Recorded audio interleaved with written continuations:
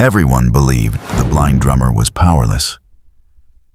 But on the night the covenant claimed the princess, an ancient prophecy awakened, and the fate of the kingdom changed forever.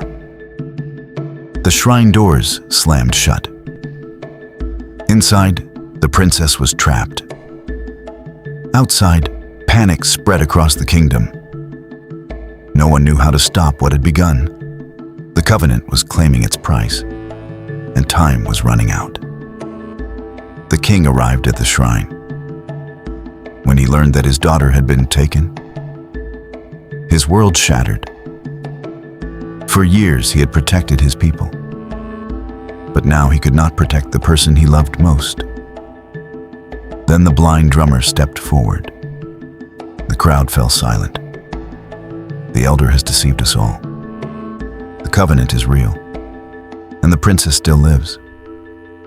The king looked at the young man everyone once rejected, and for the first time, he saw a leader. Together, they approached the shrine. Inside, the ritual had begun. The chief elder stood before the covenant drum. His years of deception were finally reaching their reward. The princess was chained before the altar, yet her courage remained unbroken. Outside, thunder shook the heavens. The ancestors were watching. Then the blind drummer raised his drum, and he began to play. Boom, boom, boom. The covenant spirit screamed. The ritual faltered. The chief elder's smile vanished. The prophecy was unfolding. The lost heir had returned. The rightful king stood before destiny. Enraged, the elder unleashed the full power of the covenant. Fire exploded throughout the shrine. The princess cried out, without hesitation. Her father ran into the flames. The fire burned his skin. The smoke stole his breath. But nothing could stop a father's love. He broke her chains and pulled her to safety. The kingdom cheered, and destiny had one final revelation.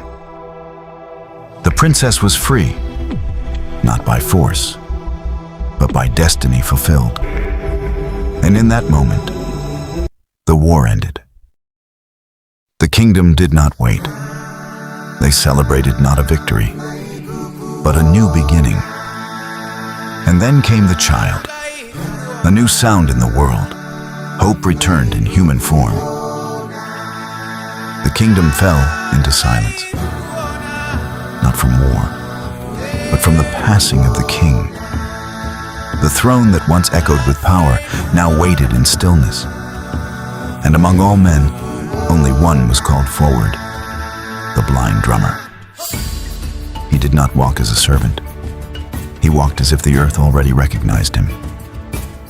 The elders hesitated. The warriors watched, but the spirits had already spoken.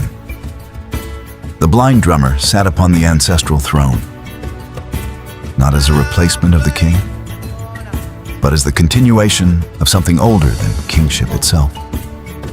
The drums of destiny were no longer played. They were inside him now. That night, the kingdom slept, but the blind drummer did not. As the moon rose, the veil between worlds broke open, and for the first time, he saw, not with eyes, but with the truth of blood and spirit. Legions of ancestral warriors stood around him, silent, eternal, unshaken. They had always been there, protecting him, guiding him, preparing him. A small voice broke the silence. Father.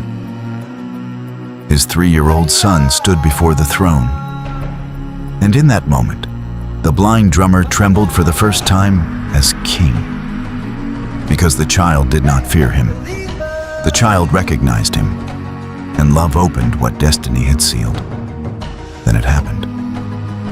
Not pain, not shock, but awakening. His blind eyes opened for the first time.